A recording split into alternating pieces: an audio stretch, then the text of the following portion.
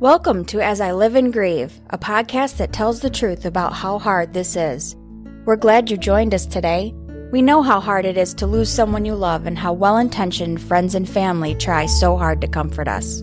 We created this podcast to provide you with comfort, knowledge, and support. We are grief advocates, not professionals, not licensed therapists. We are you. Hi, everyone.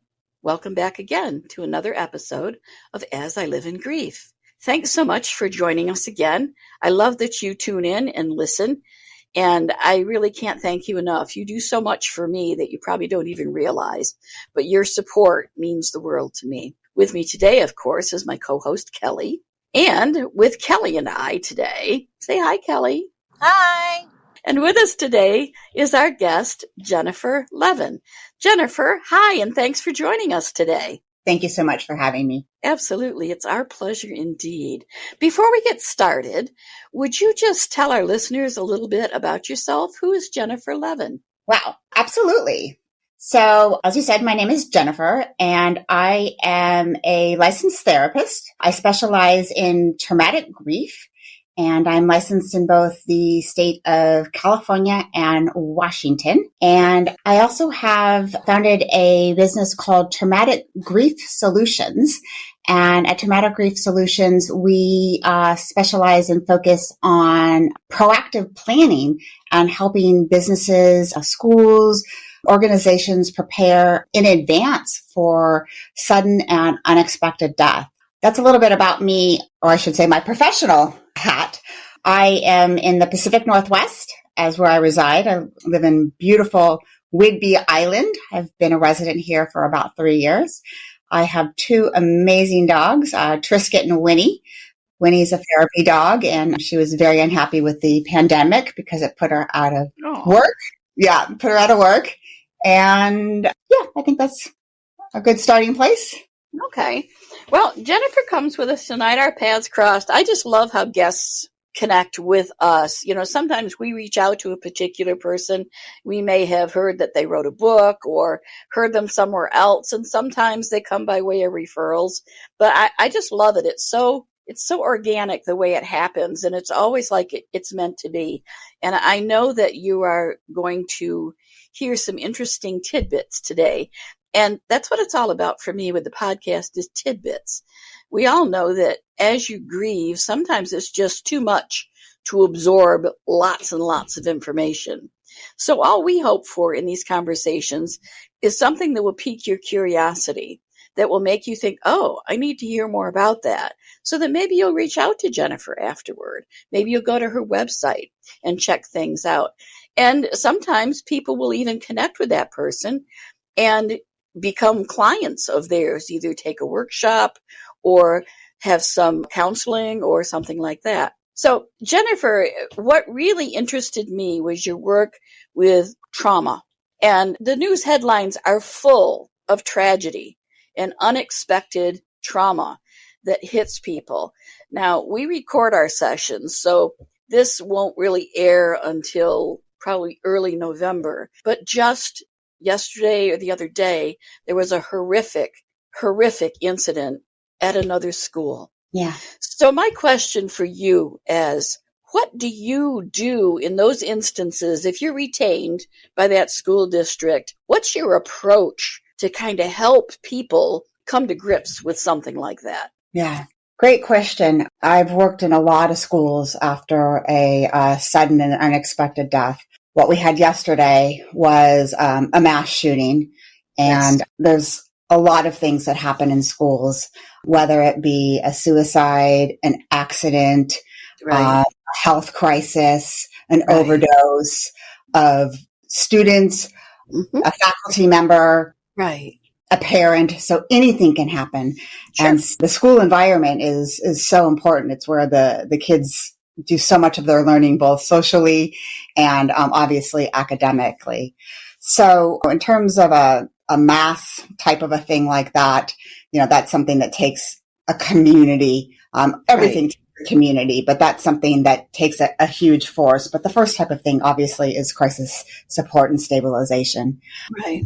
And which is what the majority of the environments I work in is it's all about safety and stabilization in the beginning. You can't even begin to address any type of a loss, a sudden or unexpected loss, until you create safety and until you create stabilization. When you work with kids especially, they need to have a group of individuals supporting them that really, really understand their needs. Right. And they need to understand, number one, traumatic grief or grief that happens suddenly and unexpectedly is so different. It is not the same as an anticipated or an expected death. Sure. And those are incredibly painful. But when something happens out of the blue like that, it shocks our world. It shocks our sense of safety. It makes us feel vulnerable. And so working with a team that really understands what that is and then understands the needs of children with teenagers in terms of their grief needs, what's age appropriate, what are they going through in terms of developmental and their milestones. And so making sure that there are professionals that understand the grief needs and have been trained in traumatic needs and traumatic grief needs. But again, you can't even get to that until there's been stabilization and support. Right. In my work, so much, we get into that crisis stuff. And we do that in the beginning really well. And then after a while, it dissipates. But it doesn't dissipate for families. And with kids, we see problems in grief, 3 months, 6 months later, academically, when they're having problems with their friends, when there are changes in their behavior, things like that. And that's where the real work comes in. And we recognize that. Yeah. Something so like, go ahead. You can't just go in and, steps 1 through 10, okay, we're done. You can't. It's a long-term situation. Oh, yes. Even if it was the death of one person, it's a long-term situation. Sure. But something like what happened yesterday, and I think I was reading a statistic earlier, and I don't even remember the number of how many, shootings and things that we've had where there's too many. Too many. It doesn't matter. Too many. Yeah. Too many. Too many. Yeah. So let's shift our perspective for a moment. You mentioned that you work with proactive steps. So what are some of those proactive steps? How do you train or teach a company or a school system to be prepared for that type of thing? Yeah. So after 10 years of providing crisis support, there were patterns that I noticed. So that's where Traumatic Grief Solutions was born. And it was like certain things that you could start to do in advance. So a lot of businesses will have crisis plans, but they're things for like fires and they're natural disasters, but they're not for unexpected deaths or major crises. So the first thing you want to do is do an audit. Like, how prepared are we for a suicide, a drug overdose, an accident? What do we have in place? If this crisis were to happen tomorrow, what would we do? And how prepared are we? So we do an audit first. Okay. And just, we have steps we do for that. And then based on that, we want to start by expanding on the crisis plans that they already have in place, but making sure that those crisis plans are specific for each of those situations. What would you do for each of those types of things that could happen? Then you build your communication plans. You start with templates. You start to think through those things because when they happen, it's so hard to come up with the right words. Oh, sure. It's so hard to think through the logistics.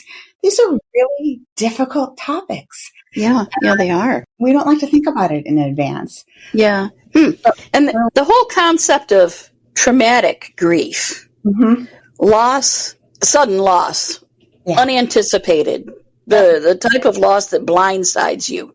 That it was the last thing you were thinking about. This wasn't going to happen. What are some of the characteristics of that as compared with, say, anticipated grief? My husband was ill for 8 months before he died. Yeah. So I was able to prepare for that. Now, it's still was unexpected the moment he died. Absolutely, it was. But I was certainly a little more prepared. So what might be some of the differences between those two types of grief? Yeah, that's a great question.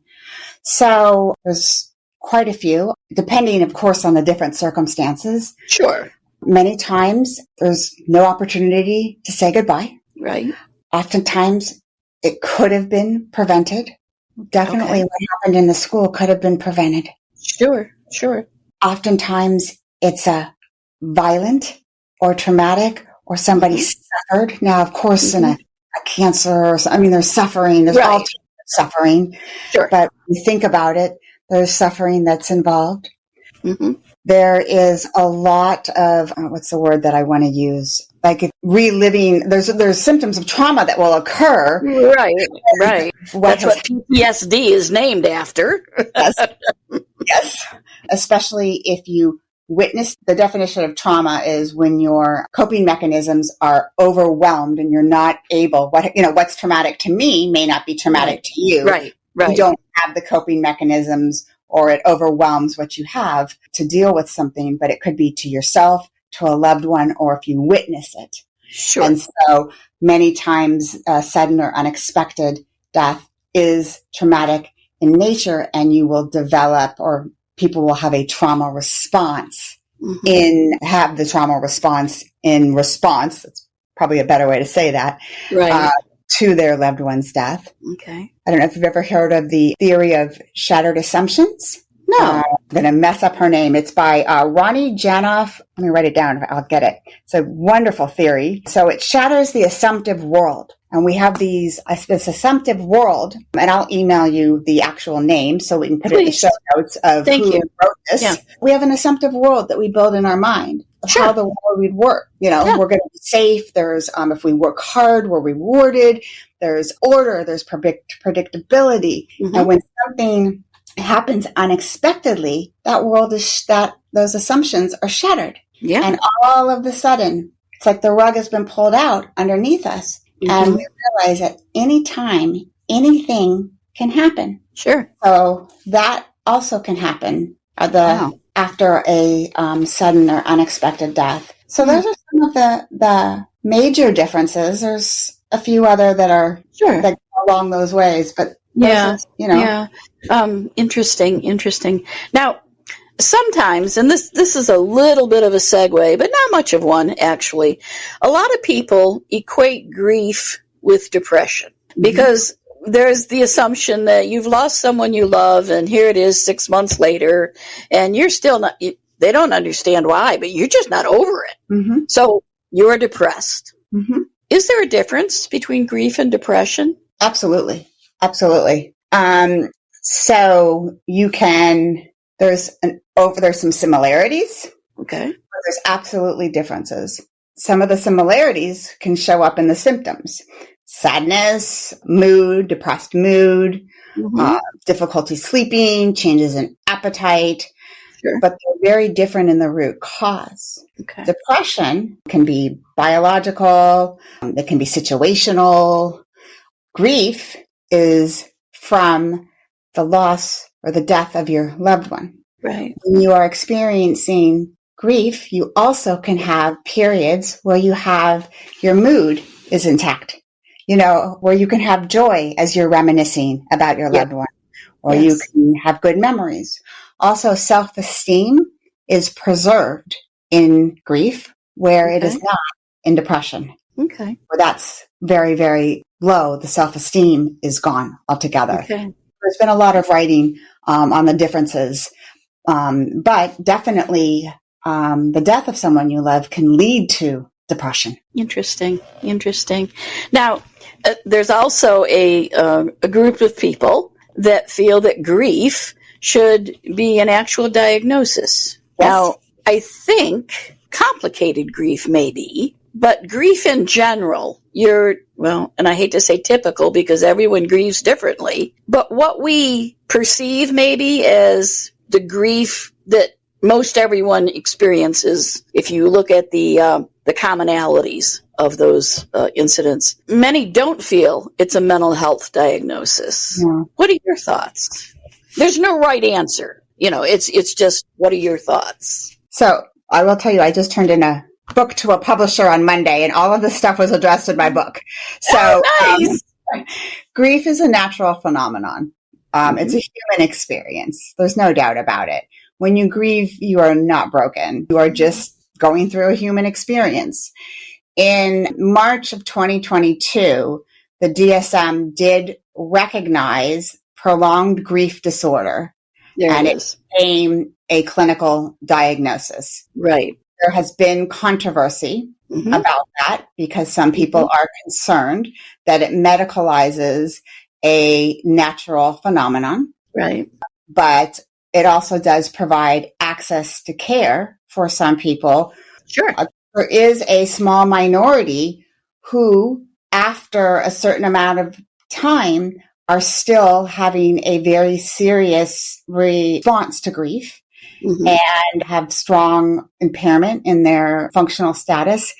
And a lot of times, individuals who've experienced that traumatic loss, a sudden or unexpected death of a loved one, it's also been shown that somebody who's experienced the death of a spouse or a child may be more likely to experience prolonged grief disorder, violent death. And then I think I'd have to go back and look at my references in terms of some of the other risk factors. But yes, there is a clinical disorder. Yeah, but the key word there would be impairment, right? This is not a diagnosis for the person who is just sad and maybe is having trouble getting back out there, kind of getting back into the routine.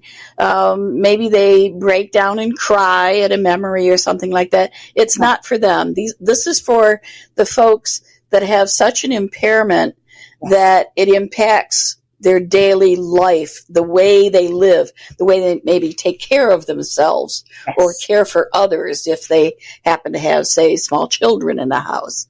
It's that level. And I appreciate very much what you say about the fact that sometimes a diagnosis will allow someone who might otherwise not be able to get some help, to be able to pull some resources, because insurance companies aren't going to pay for anything if there's not a diagnosis. Yeah. I know that. It's very sad, but that's the way it is. So at least it opens the door maybe to have some people get some help that really, really need it. Yeah. We know that there are many, many, many different types of grief, from anticipatory to prolonged to complicated. And many times these are left for interpretation. Yeah. So sometimes that's why it's great to find a licensed clinician such as yourself to help sort out those things. When it all comes down, for me personally, it doesn't matter quite so much what type of grief someone is experiencing. It's the fact that they're experiencing grief. Yeah. However they themselves are experiencing it. I worry a lot about children. Yes. Because some young children may hear, and actually I had a guest talk about this, may experience, say, if they go to church regularly, they will hear one theory of death and afterlife, whatever. And then if they continue to grow up, then all of a sudden they're teenagers, they may find what they thought to be the case to now be argued against. All of a sudden it may not be what everyone else thinks. So is there an age that children are really able to process death? So the research shows that it's about 7 to 8 when they have a fundamental understanding of death. And there are 3 criteria that children need to be able to grasp death. And I'm trying to see if I can remember them off the top of my head. The first is that all living things die. Okay. So whether it be your goldfish, the trees, or humans, right? Mom and dad. The second is that death means the cessation of life, and the heart stops beating. Right. Whenever I've been with parents, which I've done, unfortunately, many times when they've explained to a child another parent has died. We always talk about it in the fact that a body part has stopped working. Right. Dad has died. His heart is no longer beating. So always attribute it to a body part. Okay. So and then the third thing is it's irreversible. Right. And this one, and I'd have to look it up to see. And again, I can get you that for the show notes too, just in case I missed it. You got me on questions today on my knowledge here. Just questions that come to mind. You're keeping me on my toes. But this one, I think, is so important, the irreversible part, because what do kids see in the cartoons or the movies? Everybody comes back to life. And I remember that. I remember when one of my grandsons was young. He was probably that 8 to 9 year old, and he was playing a video game, and I was asking him questions, well, what happens in it? Oh, he said, I just died. I said, well, now what do you do? He says, I just go back to the beginning and respawn. And I thought, well, wouldn't that be nice? Yes. And when I talk with families about how do we tell the kids, right, the young kids especially, it's always be direct, use the words.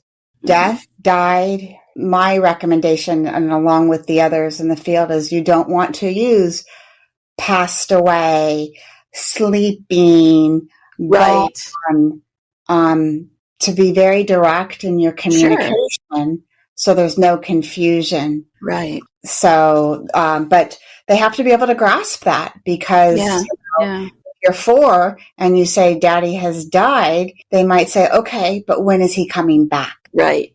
I'm sure that's a question most children would ask. Yeah. So how do you handle it if the children are younger than that then? Suppose a parent dies or a grandparent dies. How do you handle that with children that are not yet able to process what has happened? So you just know they don't have the developmental skills, so you just keep continuing. Okay. Dad is not coming back.